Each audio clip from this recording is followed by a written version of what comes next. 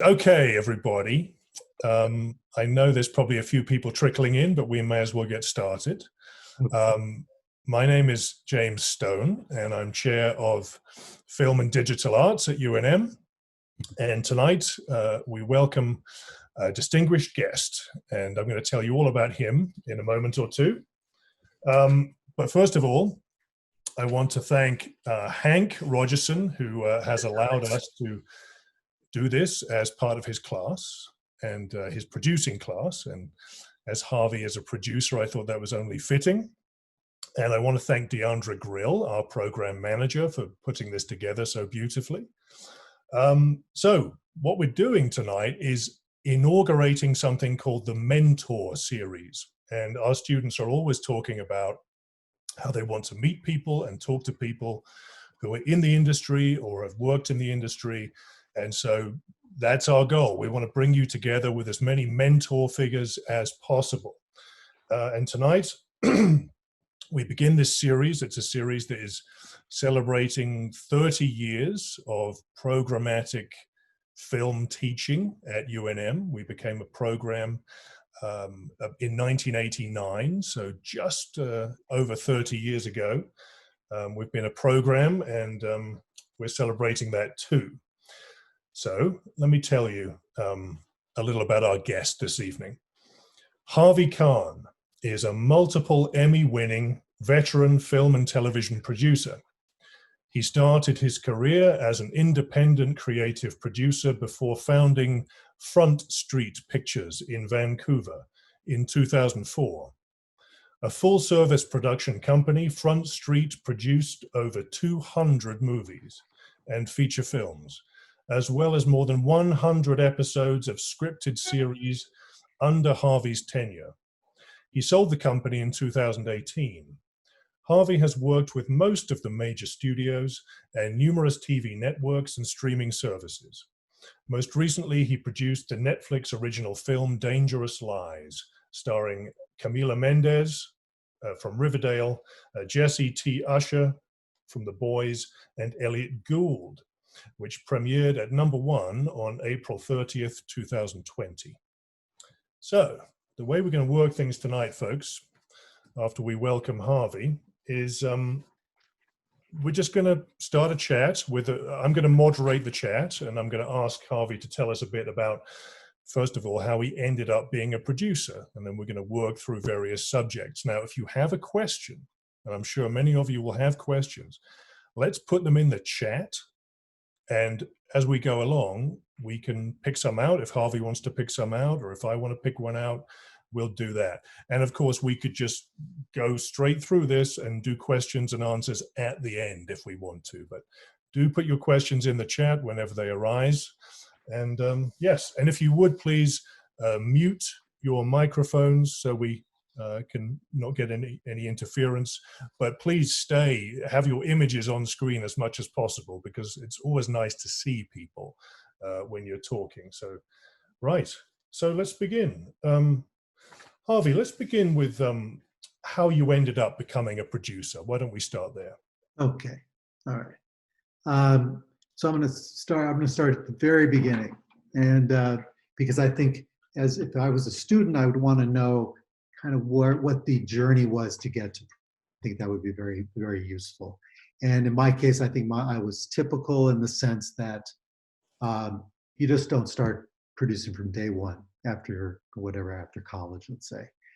Usually there are various things happen, other jobs, life intervenes, you start to observe things, and then you realize over time what your skills are, what the industry, how you best fit into the industry, and what you can do that would be most effective as somebody who's gaining experience throughout the time that you sort of enter the industry. So I start after college. My first career is journalism, investigative journalism in Washington, D.C. It was sort of after the Woodward and Bernstein era, so I was inspired by that.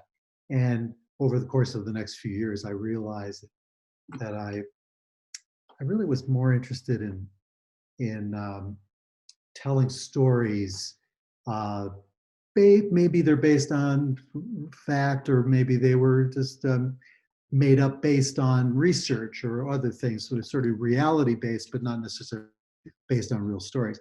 And I got more and more interested in that and less interested in journalism. And had an opportunity to moved to Los Angeles,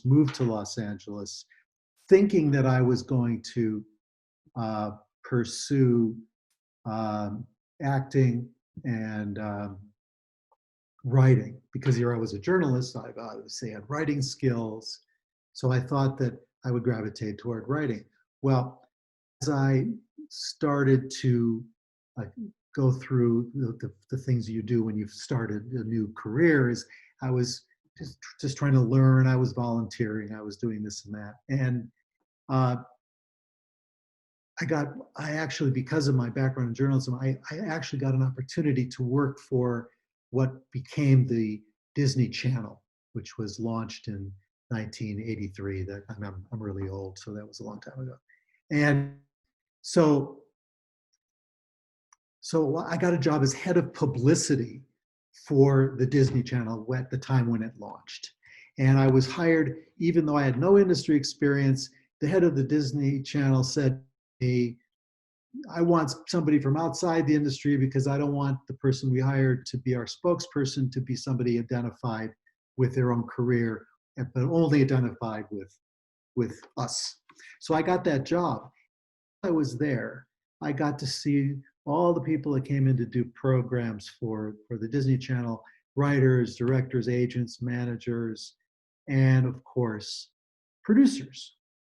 And I didn't know much about what producers did. We all think we do, but in reality, there's a lot of stuff we don't know about producing if we're not producers. And the producers just seemed to come in and they kind of like owned the joint, and they were the most sort of confident, upbeat people that I met. Writers seemed beaten down, and directors were kind of, worried about getting fired, and, were shifty, et cetera, et cetera. So I decided I was going to, that producing thing, that looked pretty interesting to me. So I embarked, after I left that channel, I embarked on taking from my past, which were writing, research, investigating, the people I met along that journey, and did research about the industry and what was being done in the industry. And at the time, there was this intense interest in movies based on fact, the docudramas. So I said, I can find those real stories. I should know how to do that, and then be able to kind of learn how to get the rights to them, the stories, structure them, and then find someone to pitch those stories to, and then sell those stories, and then get to make those stories. So that's what I decided to do. And it took me 5 years to make my first movie as a producer. And it was a long journey, and I didn't know it was going to be that long. And if somebody said it's going to take you years to do this, I have had second thoughts about it. But I got through it, and was able to launch my career, mostly focused on doing movies based on real stories. And that's a whole thing we could talk about, how you determine where those stories are, how you find them, the market research you have to do in order to determine why that particular story should be told, and why that subject matter is of interest to people, or should be, or making a case that subject matter should be of interest to people. So those are all the things that I had to learn as I sort of launched my career as a producer. So that was the beginning of what I did. The first movie I was becoming aware at this time, this is a long time ago. This was in the this was like 1980, in the mid to late 80s. There was a crisis in the farm belt in the Midwest, in Kansas, Nebraska, that area. And I perceived that these farmers were all under stress, and that they were not unlike today. There were these groups that were organizing farmers against the government, and that it was a serious problem. And I called a friend of mine at National Public Radio, and I said, you ought to look into this story. And he ended up deciding to do a multi-part series for NPR about these hate groups in the Farm Belt. And he called me up one day, and he said, I'm going to play you some tape. You got to listen to this. And he played me the tape of an interview with a farmhand who had lost his family to one of the survivalist groups, and they disappeared, and he spent the last year looking for his family. And he's doing an interview describing the day last time he saw his kids. And he played me this interview. I said, holy cow, that is an incredible story. And he said, here's the kicker. They found the family, and the police are going in tomorrow to invade the compound and get the family. An airplane, and it flew out there and was able to see part of that raid on that compound, where they ultimately found 2 dead bodies. The leaders of that group all went to prison, and this guy got his family back. And that was my first movie. And I got the rights to the family. I got the rights to the detective, and I sold PBS, and I was off to the races as a producer. But so that was my first project. And so and I think that we're in there. If I were you, what I would hear in there is that you don't just down and sort of read the newspaper and say, oh, gee, that's interesting, or maybe I should pursue that, because you're probably one of like 500 people that is interested in that story by the time it hits that newspaper. What I was doing is I was getting in front of that story. And that is a key component of what producers have to do. They have to be able to find material, find stories before the rest of the world finds out, if that's possible, if that's the kind of producing you want to do. And for me, that I repeated that sort of process on numerous projects over the years. And probably in my career, I've probably made 25 or more movies based on fact over many years. Many of them topical. Many of them people find family, or losing a loved one, or being falsely accused of murder, or whatever it might be. That's a rich vein, is in my view, of where a lot of great stories can be told. And that's part of what attracted me to producing, and that's what keeps me engaged as a producer, is the process of finding stories and putting all the pieces together. The journalistic pieces on one side, finding somebody writing a book that you get access to before the book is published, or there's a topic, a social issue that is interesting to you, that in your research you feel has not been dealt with, has not been depicted in any way that's successful. You find a great story that allows that story to be told, and that makes you that gives you something that nobody else may have, or that you are of everybody else. And because if you're just doing what everybody else is doing, it's so hard to get your projects paid attention to if you don't have something to offer that they can't get anywhere else. Harvey, can I interrupt for 1 second and Please, ask you a question? please. It's fascinating, this idea of finding real life stories. What is the process then? After you've found that story, how do you go about getting the rights to that story, to a person's story? All right. Well, there's as you can imagine, there's a whole host of laws and rules and things you need to follow, copyright rules, privacy issues, uh, things that you can't say. You can't accuse somebody or say about somebody that has not been proven, generally in a court of law, or maybe a book has been written. That's why books and court cases and crime are the most common areas where true stories are told, because you really can't depict somebody, you can't put somebody in a negative light. You can't cast them in a negative light because they have rights, and they could come after you if you do that. So we tend to go out and get the rights to the people who have stories to tell. And even though you're not going to cast them in a negative light, you still want their cooperation. You're still potentially invading their privacy. So I'm just not sure if I'm answering your question, but so you find a story of interest to you, and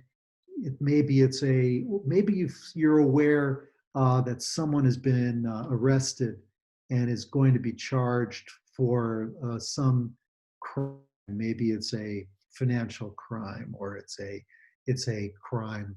It's a hate crime, like the story I told, or it's something that is just damn fascinating, and that is a story that really reveals something about a social issue that we're all confronting.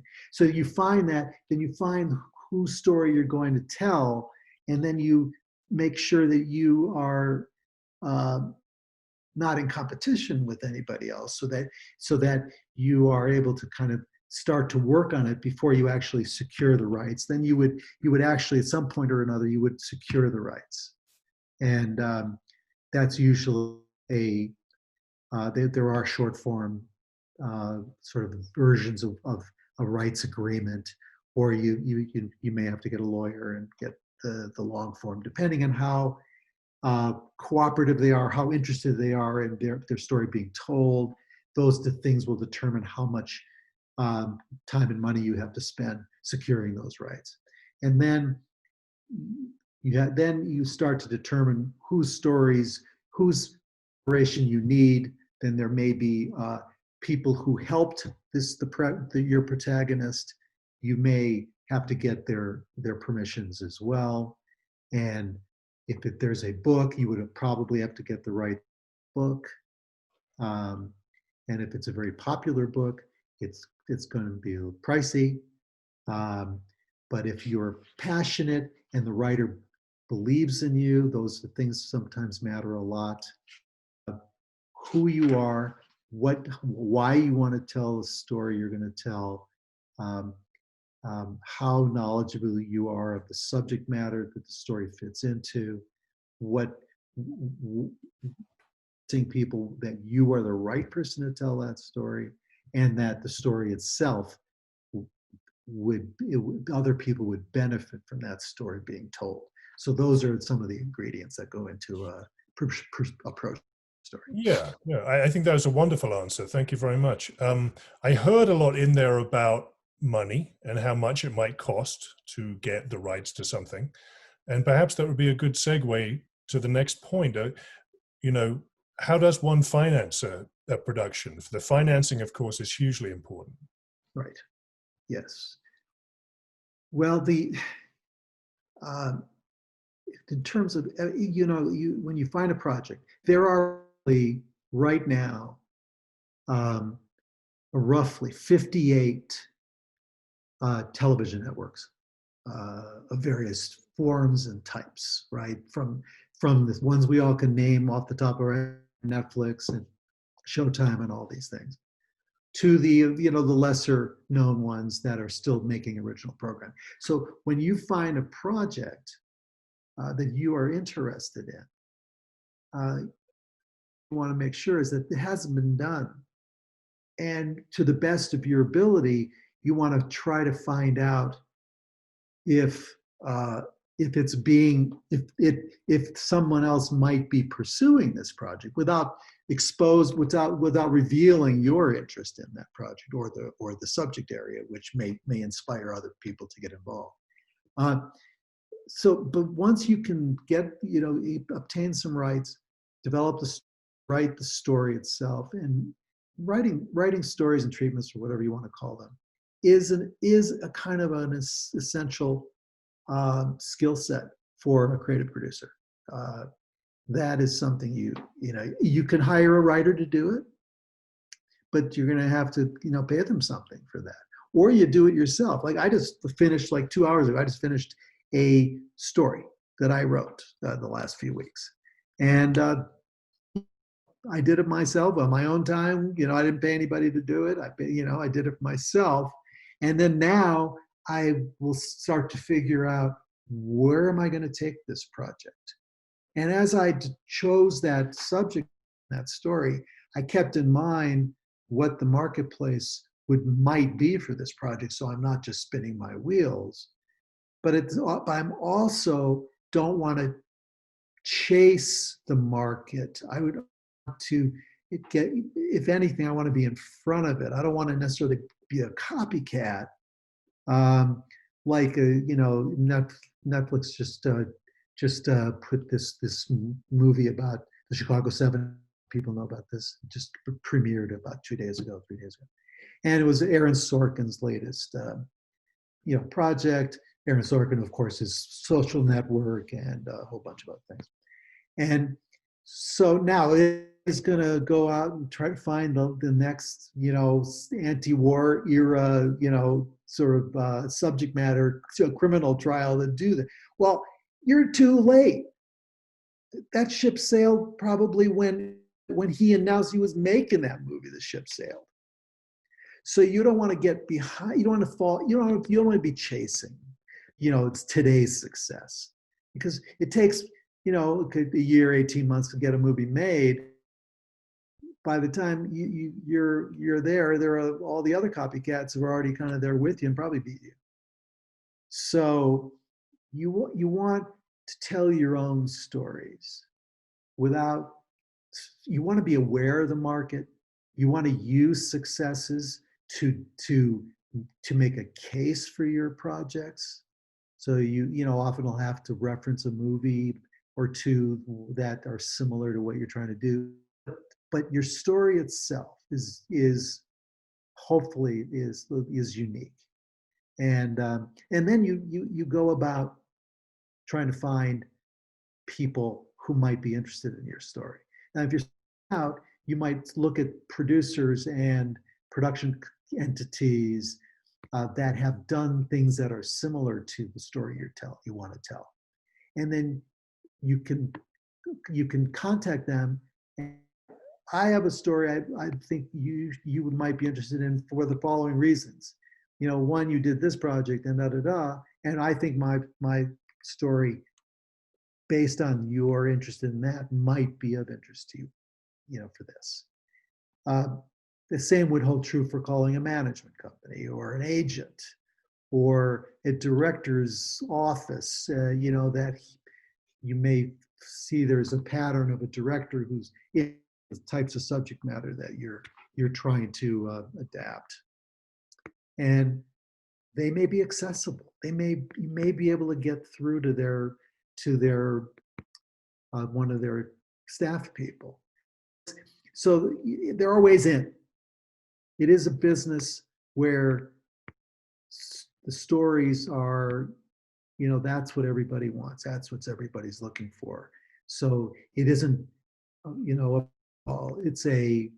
it's more like a fence with, that you can see through a little bit. There's some daylight in that fence. Perhaps we could talk next, Harvey, about the pitching process. You know, you've got this project, you're very excited by it. Perhaps you've got other people excited by it. And then, you know, taking it to somebody who can really make it happen. Yeah, yeah. Well, it seems that have become very popular. I'm sure you're all, aware of these things. So it's putting together the story, so very succinctly, maybe showing some photos that kind of capture sort of the tone and sensibility that you're trying to that your story is trying to, capture. And then some biographical material about the people you've attached, though that's tricky. It's, like a place like Netflix, they're not really that interested in your attachments. They want their own attachments. They want to make their own decisions about that. Like when I made my movie with Netflix, they basically told us we'd really like Camila Mendes for this. It wasn't something we came up with. They came up with it. So not to say that she for it, just it wasn't much that we hadn't put her on our list. So their attachments are, kind of a tricky thing. I think the most important thing is that whatever method you use, if it's a pitch deck or a simple story that has a very succinct kind of log line at the top of it, and a little sort of mini synopsis that allows, because the fact is people are inundated. They're and they don't like to read. So, they want things handed to them on a platter, and they want people who have done their homework and they understand who you're talking to, what their role is. Might be a good idea to know a little bit about where they were before and a little bit about, be a little conversant, able to talk succinctly and indicate, because you're going to give, somebody may give you 30 seconds. They may give you a minute. They may hang up on you, but there are ways in. If you put some thought into how to approach people, I think there are ways in. People like me, for example, there are thousands of producers, and they're all looking for similar things, which they're looking for new ways of telling stories, new genres, or a fresh take on current genre or old genre, and if you can capture their attention, then the rest is just doing the work of getting them, to they might want to actually, get on board. So, and the business is very ageist, as you, I'm sure, have been told, which is that everybody's looking for the next new thing, then the next new person or people. They want young people's ideas, because the reality is that young people consume a lot of media, and as you get older, you become more discerning. You also become busier. You're also raising families, or you're doing whatever you're doing. You're less likely to consume as much media, and your tastes start to diverge as an age group, so that you're not able to, it's hard to program for a 45, but young people are just voracious in terms of media consumption. So there's always going to be an interest in stories that target people in younger age groups, and using those very people from those age groups to tell those stories. Okay, so Harvey, thank you very much for taking us through a few stages. How do you feel about me reading some questions from the chat? Please. All right, I'll do that. Hello, Mr. Kahn. My question is this. Producing entails a whole lot, and the sheer thought of it can be overwhelming. Is there any order or method you use? Well, we've gone through that a little bit. Maybe there's something else you want to say. Is there any order or method you use to make the tasks of a producer less intimidating? Yeah, good. Um, I think when you're starting out, it's really important to find, for lack of a better word, mentors or people who've been doing it a while that you can become a junior partner in a. And this holds true for writers. People want to write and people want to direct because most people don't start out wanting to be producers. I mean, that's something that you kind of come to when your hair starts turning. But so you even as a even a, every good director is a good producer. And there's a little factoid: about a third of the award winners over the history of the Academy Awards, a third of those directors produce their movies. Okay, they're producing is part of making movies, telling stories. It's just you want to be so you're not hanging your head necessarily when you're young on producing, because it takes, as I described, it can take a long time to get a movie made. But so I think the writing stories, having a broad skill set, makes you more. You can make a better case for yourself as to be somebody to work with. So I think in the beginning, it's really important, no matter what aspect of storytelling you're pursuing, to constantly be looking for people who you might be able to get access to, who might be able to help you, might be a good partner for you, that has similar sensibilities. And those sensibilities are easy to determine because you look at their body of work and say, well, this guy's obviously he likes the same kind of horror movies that I do, so maybe I should send him a little query and ask if there's any way at all that he or she could give you a few minutes of their time because you have a couple stories to run by them. Most people will say no, but there might be some yeses out there. And when you go through an institution like UNM, there are adjunct professors, people that have been and continue to work in the industry, who might be able to give you a lead or two now and again. So it's an intimidating process, but I think there is work. There's simply hard work that can be you can do to increase your chances of getting someone to embrace something that you're interested in doing. Very good. Excellent. Okay, so the next question comes from, and he says that he wonders how this all relates to video games, because that's his interest and that's also something we teach in the department. Right. Yeah. I don't know much about video games. I don't play them. I didn't have business. It is a different business.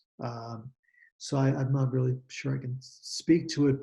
What little I know is that most of the work, the video game developers are always looking for people who do the work. And I think developing a game that is as fresh and not been done before, I think that is a very similar appetite for new ideas from young, new people that is out there in that industry.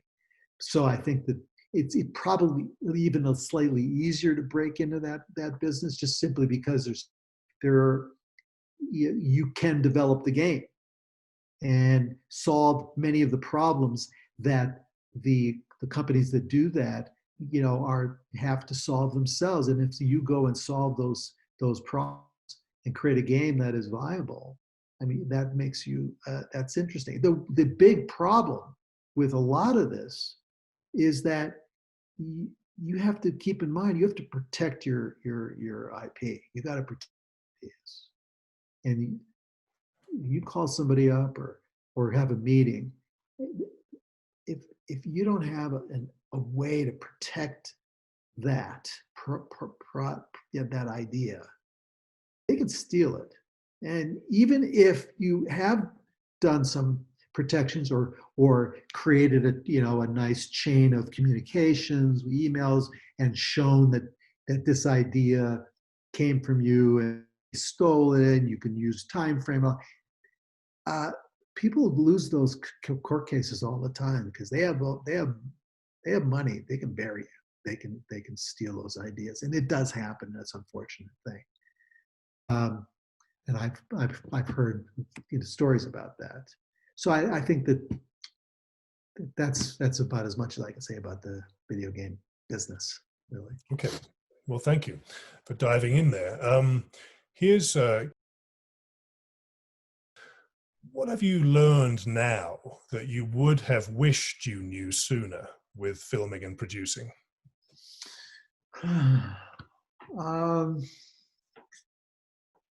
It's a good question.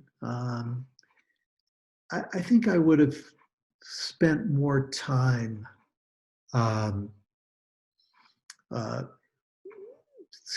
throwing a net in terms of what kinds of stories I was interested in telling. I would have probably been more, I would have been a little broader in my tastes. I mean, I think I was really focused more on the topical, contemporary, true crime and this and that. And I think that a lot of things were zooming by. I was, my nose was buried in, development on those kinds of projects. So I would have done that.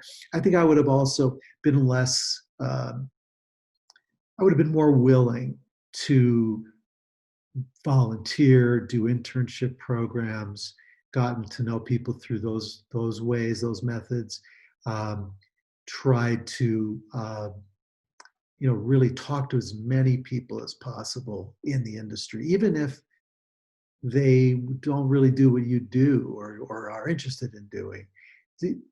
Just develop. People are available to talk. So if you call somebody up and say, I got a project to pitch you, they'll say, oh, wait a minute, no, I'm not going to do that.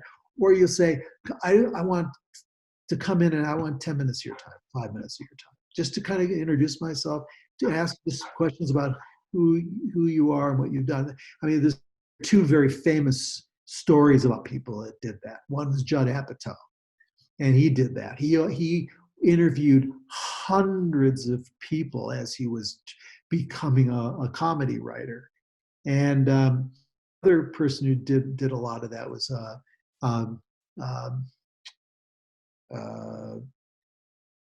oh God, I'm blanking on his name. There are people have done this, and that has made that basically creates a sense that you are interested in the industry as a whole, and you're interested in people, and that you also are developing relationships. And it is a business of relationships, if nothing else. So if you're working on a movie set in Albuquerque, and there are 5 producers coming in from LA, and they're just standing around, texting or whatever. I mean, those are opportunities.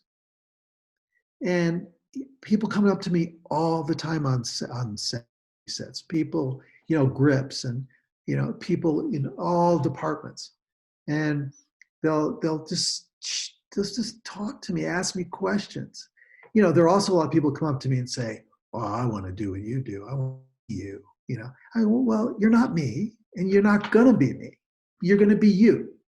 So you have to be, measured in how you talk to people. You can't just sort of say, "I'm gonna be the next Steven Spielberg." I mean, that's just preposterous. So there are opportunities to talk to people. who come into town, who happen to be in town, or maybe you're going to carve out some time post-COVID to go to LA and have meetings and try to, meet people who are, doing it. Maybe they're one step ahead of you and they have things to share. So I think those are the kinds of things. I know I'm repeating it to some extent, but those are the kinds of things that I think really help, uh, get you sort of immersed in the industry. Great. Here comes another question. This one from, would you say that your background in journalism was integral to your ability to be on the front line of these stories? I think it was very valuable. I don't know that I'm sure I could have done it without, my journalism background. But I think what journalism taught me to develop a nose for stories and how they develop. And it taught me how to do research, wasting a lot of time. I became an excellent researcher, and I am to this day an excellent researcher, and value the research skill as part of storytelling skills, because a great novelist is also a great researcher. That they're not just pulling stuff out of their asses. They'll dive deep, do deep dives into material, even though what they're doing is fictional. But in order for those stories to really ring true, they have to have some underlying truths in them. And that is, however you develop those skills, or the appreciation for those who have skills, who you can work with, and who are going to be helping you develop stories that you either are interested in or that they bring to you, and together you develop, there's still going to be somebody in the process is going to be doing some research. Even if it's a sci-fi thing, you still want to know what other things like that have been done. You want to know, just on a marketing level, if you're going to do the next Stranger Things, well, it's got to be a lot different than that, because they're doing that. So yes, research, journalism was my path. It's certainly not the only path. Okay, good. This will give you another chance to talk about the subject of rights. It says, in the case of creating cinematic portrayals of people or events covered in documentaries, like the Tiger King documentary series becoming a more fictionalized series, how are those rights transferred and managed? Okay. Besides, Tiger King was nonfiction, of course. So I think she's saying going from nonfiction to. So taking true stories, adapting them. Is there a movie that comes to mind? I could probably talk from that, or I could. Well, I think that's what's happening. I don't know this, but I think that's what she's suggesting is happening with the Tiger King. Do you want to say anything, Oh, Catherine? I see. They are doing that with Tiger King. Are you there? Do you want to jump in for a sec? Yeah, I was just wondering, because that seems like there's a lot more adaptations happening from a wide range of like documentaries that are becoming not necessarily fictionalized, but like cinematic portrayals. And I'm just wondering if that's like how that works with the documentary, if the documentary already has the rights, or and those have to be transferred, or if that's something that documentaries kind of like, they don't have to worry about rights. The documentary itself, you could option the rights to a documentary.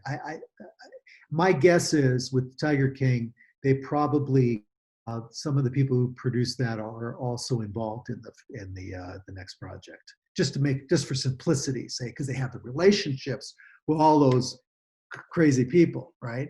And but in order, when they decide how they're going to tell that story, it's going to be a war between there was the one woman and these other. There's probably, though, that battle that's going on.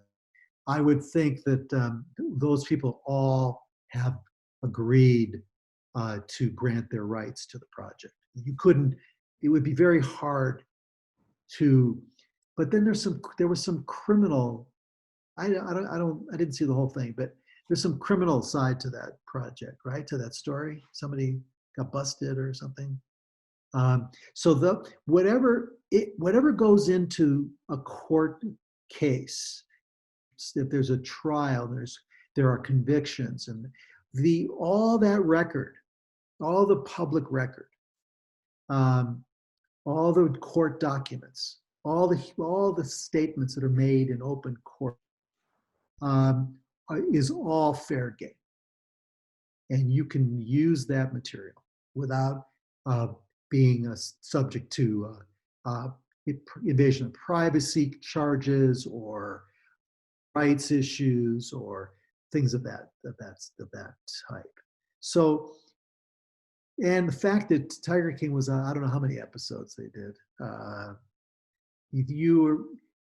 Everything that was talked about in that documentary would be available to those who are doing the fictional version of that, or the drama version of it, the dramatization of it. So there's a lot of material there. It's probably way more than they need. There probably are rights involved. My guess is that these people expect to be paid for their stories and for their involvement, their cooperation. So that would be, and my guess is, as I said earlier, I think that the people who did the documentary probably either they are involved or they're being compensated on some level for having created the Tiger King. Okay, great questions, guys. Thanks very much. Here's another very interesting one. How much did being a producer affect your personal life? Like the workload, stress, traveling, and integrity involved? Well, okay. I'll put the integrity thing to the side. But yes, it's very demanding, but all aspects of the industry are demanding. If you're production side of the industry and you're a line producer or that kind of producer, the demands on your time are even worse than the creative producer. At least with me, if I want to go to set late or not at all, or leave early, or I can do that. But if I'm very efficient with my time, I get up in the morning. Like today, I got up, finished my story, and I finished it at 4 o'clock, and I worked out. So it's you can manage your time, but when you're launching a career, obviously you're going to be working much harder. My family still jokes about all the vacations, and I was on the phone in the background for all our vacations. So there is that aspect to when you're pursuing a career that's highly competitive, highly demanding, where you spend sometimes years getting a movie made, and when you finally get it made, and it's a quagmire, the issues that come up are so daunting and demanding and unrelenting, you are going to obviously be spending a lot of time doing it, and it's going to be taking time away from other things. And if that's your kids, that's your family. When I had my kids, we were living in LA. I was not shooting in LA. I was shooting in other places. And I started shooting in a lot of stuff in Canada, Vancouver particularly. And I wasn't seeing my family. Career had taken off at that point. I was going from one project to another. And what I did was I saw the opportunity to start a business in Vancouver, moved my family to Vancouver, and I slept in my bed for 15 years and didn't travel, stopped traveling. But what I gave up, the trade-off, was that I was no longer that guy, that creative producer who was going from one, pet project to the next, and being that guy who was shaping all those projects. I had taken a step back and became the guy who helped the guy produce his projects or his or her projects. So I think, we all, I think, have to weigh as we go what's important to us and how we spend our time and what sacrifices we might have to make. And there are ways to control, and slow down, the process. And it may take you longer and you may do less, but you can certainly have, the priorities of your life and et cetera, at the forefront and not let your career do that to you. That's a choice you can make no matter what you pursue.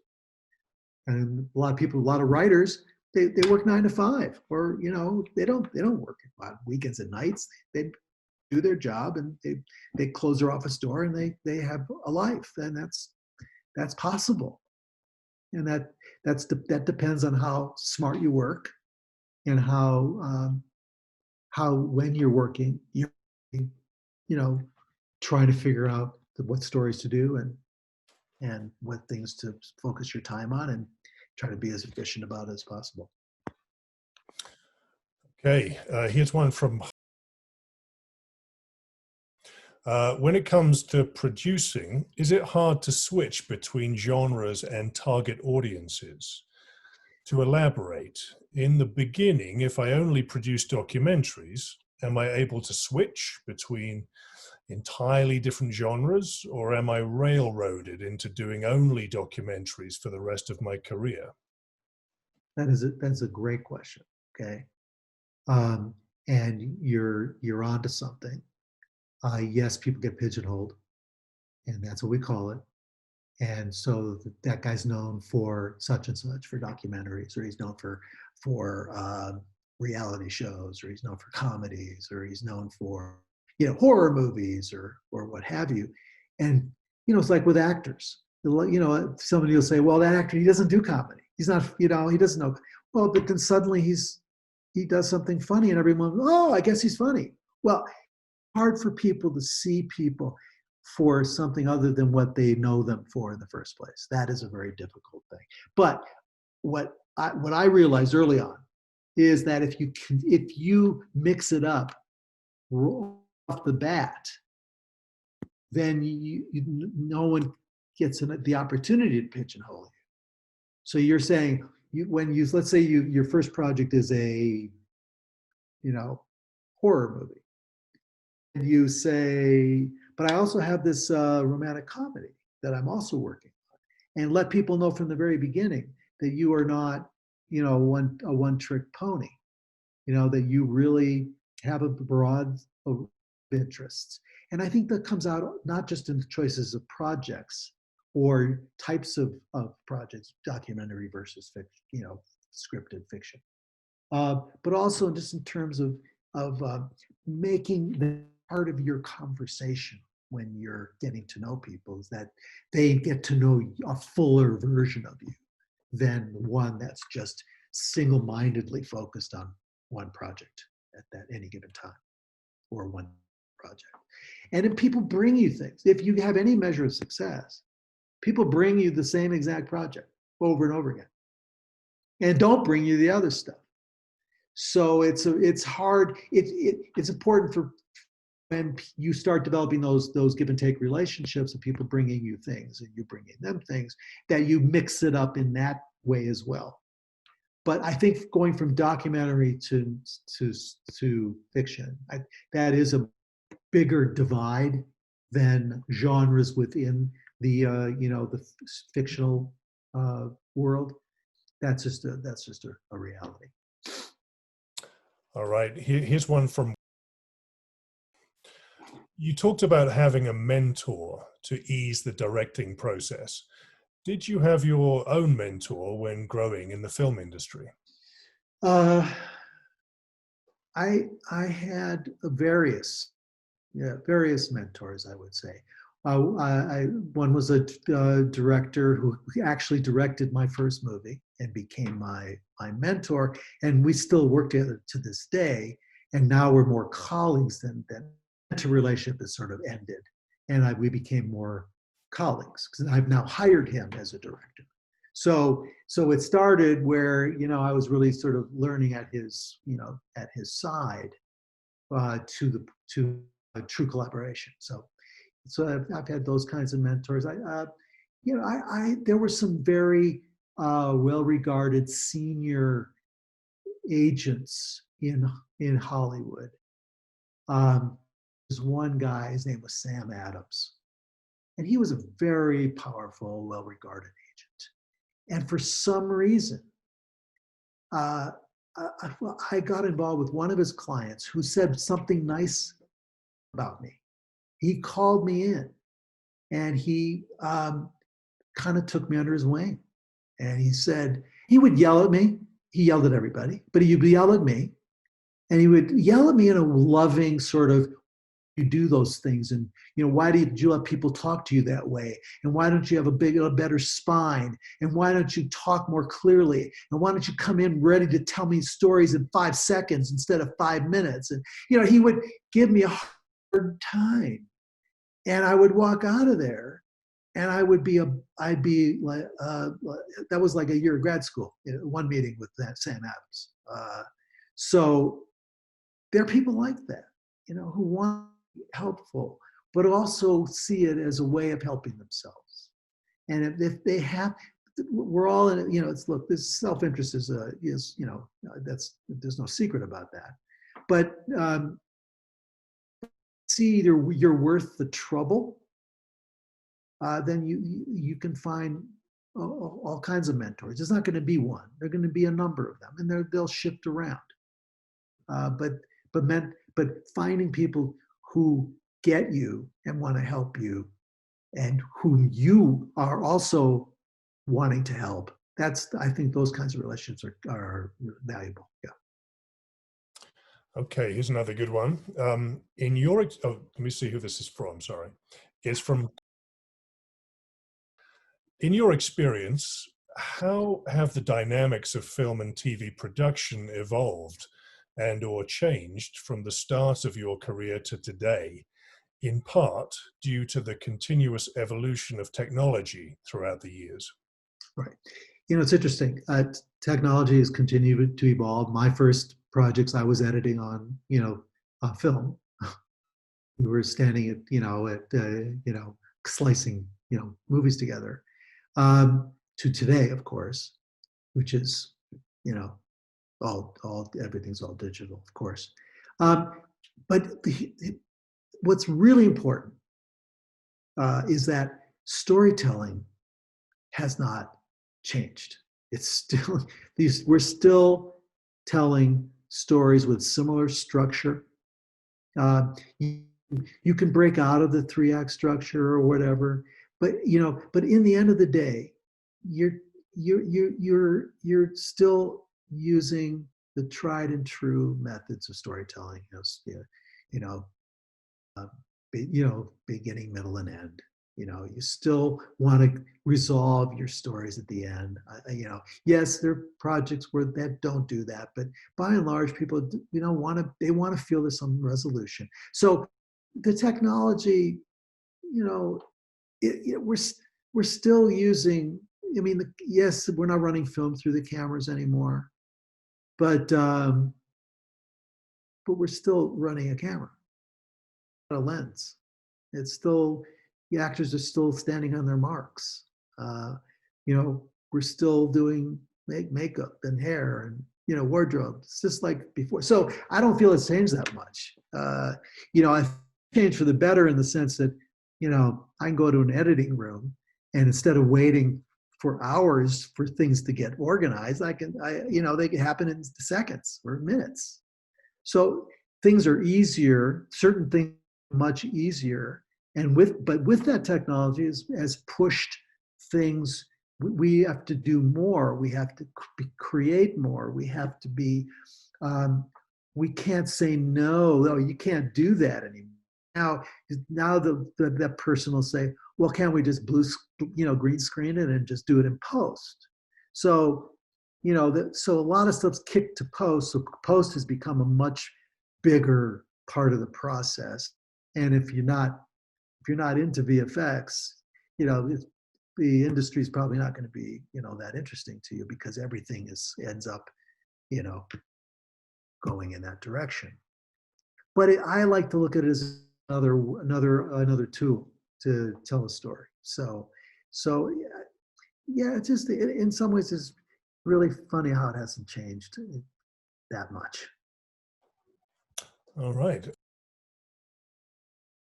What kind of advice would you give on getting started to someone who wants to work in costumes and makeup?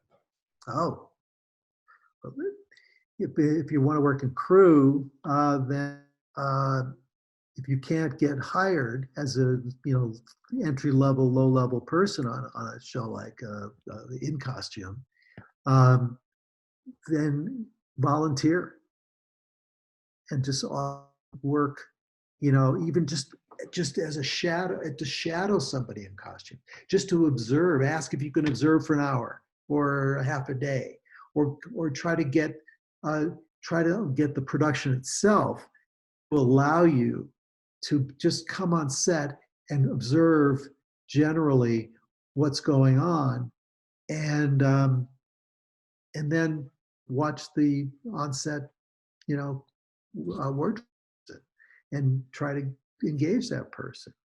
The other thing would be just try to get a job, an entry-level PA type job, and then put you on set, and then you can get to see how everybody does things. You start talking to people. Again, it's about relationships.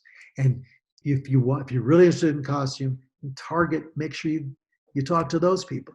People are generally open. They're not going to say, get away from me. They're going to say, well, you're interested in that. Okay, well, this is what I do. This is who this person is. This person's a buyer. This person's a truck costumer. This person is a scene, whatever it is. And then you slowly make sure you know everything there is to know about wardrobe. Read about it.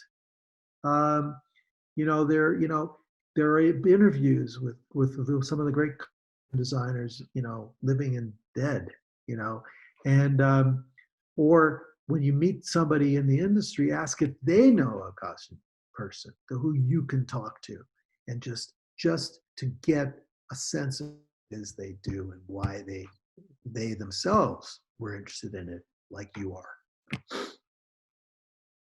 All right, very good. When you first got into the film industry, like when you were making your first film, did you have to work jobs on the side to continue to support yourself, especially since LA is pretty expensive? Yeah. So, yeah, while I was starving as a wannabe producer, I did various jobs. Research.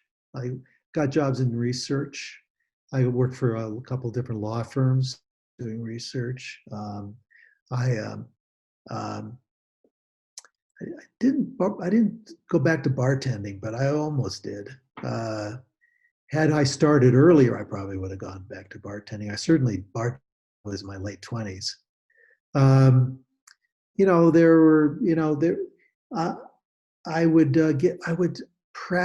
would volunteer to do promotional videos just to get my hands on the camera and experience, talking the talk of production. And I helped out a friend when he did music videos. I would go and I would just carry the battery or something. I would do stuff. And sometimes I got paid, sometimes I didn't. And but by and large, while I was in that 5-year period of trying to be a producer, when I sold the first project, the production company I sold it to, because what happened was I had gotten the rights to that story about the farmhand in Kansas.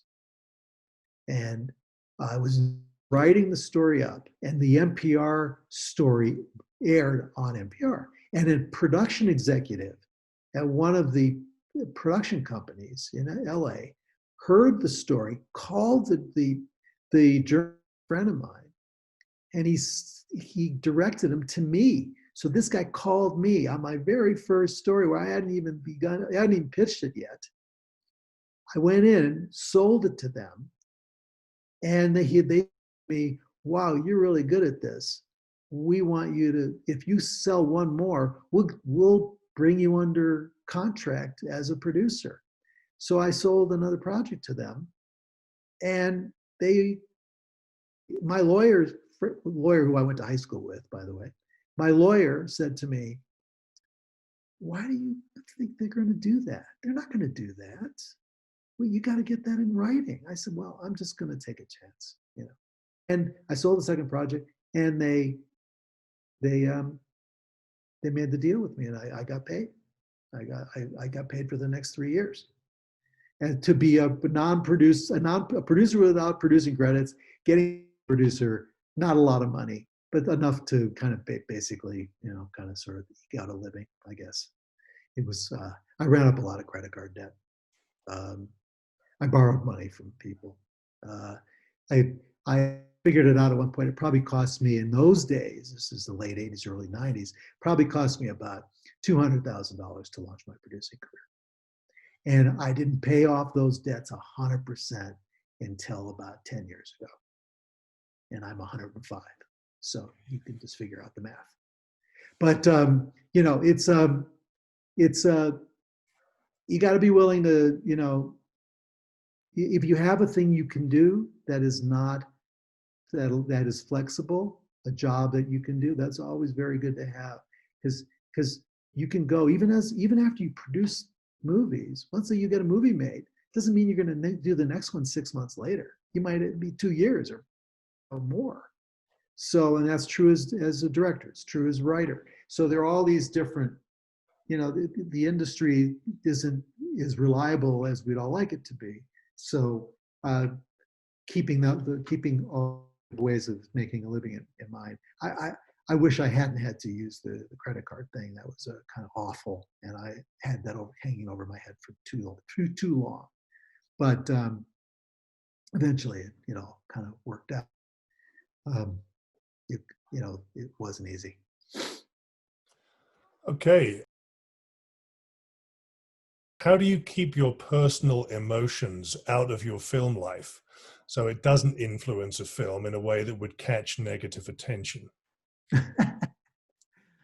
Sorry, I don't. You know, that's just funny. Well, actually, I would turn that question on its head. How do I put my emotions into the stories that I tell? You know, because stories inherently have, you know, your characters are going through a journey, which is, it may be a physical journey, it may be they may be on a road trip, but they're also having relationships with potentially and emotional, you know, moments. So I'm not sure that you know, I don't know that there's any. Yes, there's. If I'm injecting emotionality where it's inappropriate or it's not consistent with what the characters that I'm portraying should be going through, yeah, that would be a problem. But most movies are a collaboration between director and producer, between a director and writer or writers, actors, executives, department heads, you know, your designers. So many people that come together to tell the story, that even if you kind of came up with some wacky or distracting sort of idea to put in there, there's likely to be one or more people checking your work. So it just doesn't it doesn't seem to become a problem. All right. We have 2 more questions, I think. Where are we? Oh, how do you select a director? That's a good question. you, generally speaking, you might make a long list. Then the director list might, in the beginning, when you're just starting, it may just be you like, whose work you like. That may or may not even be, appropriate for the project. Then you, you start to look at all their credits. You start to decide, this person's got an interesting array of credits. This person might be worth putting to the top of the list. So over the course of time, you start to narrow the list. Now enter 2020. Enter an executive at a network or streaming service or studio, and they have the criteria. And the reason I say 2020 is because those criteria also have questions about diversity. So somebody might say, like, I'm doing a Netflix movie. I'm going to start shooting in January, or not, start prepping in January. And when we did the director search for that, it was quite clear to me, and I'm probably telling tales a little out of school, it was quite clear to me that men need not apply, okay? So I developed a list of female directors. And then I had to, I eliminated all the ones that didn't really have any experience in the genre that I was doing, which is a female-driven thriller. And so I started with a list of probably 50 directors, and then I got it down to probably 10. And then the executives at the studio got me to cut it to 5, and then we interviewed all 5, and then they would read the scripts, and then we'd have basically meetings where they were essentially auditioning to get the job. And then we picked the director's best take on the material, who said the right stuff, who also happened to be somebody I knew and wanted to work with. And that's how we chose that director. That's how it happens. It's usually a sifting process. All right. And I think our last question tonight also comes from who says, was there ever a job position that you applied for and got, but you weren't 100% qualified? In my life? Yeah, I would say a lot of jobs. Presumably in your film life. In my film life. So, yeah, I don't, I'm probably, I think when I first started producing, I had no producing experience. My first job on a movie set was producer. I wasn't an assistant to a producer. I didn't work in the wardrobe department. I didn't do anything else because I came in this industry after having had a career before that, and then ended up getting a job, an executive job. So for me to go from director of publicity at the Disney with a staff of like 15 people and a big budget to going to be PA work would not happen. That just wouldn't happen. And no one wanted a guy like me at my age to be a PA. So my first job was producer. I was on my set. There I was. There's 100 people on set. I'm the producer, and I'm the only one who's never been on a movie set before. So I was not qualified for that job at that point. Yeah. And